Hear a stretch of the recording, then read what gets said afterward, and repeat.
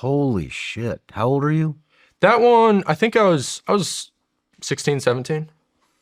It didn't work very well for what it's worth. And it reached the point I never actually got to fire it because my mom, rightfully so, was like, "Hey, you're detonating hydrogen and oxygen this far from your face." I ran the numbers. The combustion chamber wasn't going to explode, but like anyway, it was an unsafe thing to do.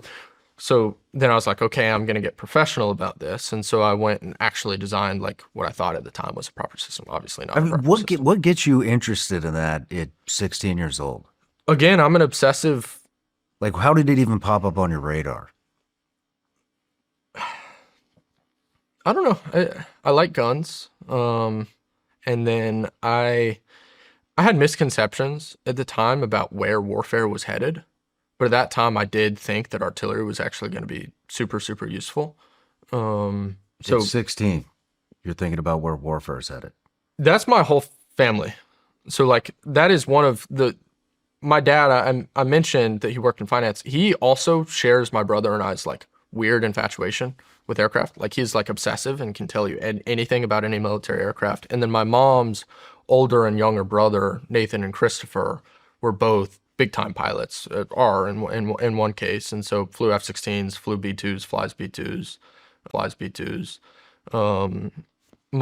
Her older brother, Nathan, graduated from MIT and Harvard at the same time with master's degrees. And basically his MIT thesis in aerospace engineering, this is like in 2000, was unmanned systems No for way. warfare. And his Harvard master's thesis was, and I might be misremembering this, but this is what, anyway, was basically near peer competition with China.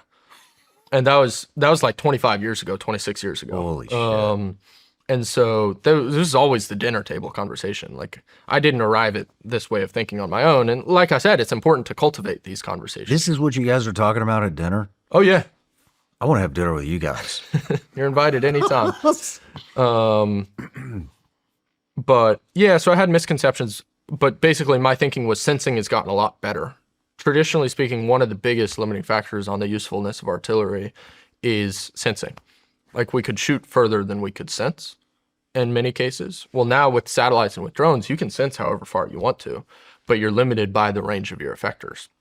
And so I went back to the work that had been done in the 90s surrounding rail guns and combustion light gas guns.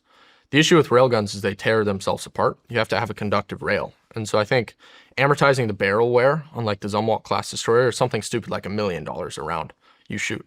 And that's not the cost necessarily of the round you're firing. That's the fact that the gun's ripping itself apart every shot.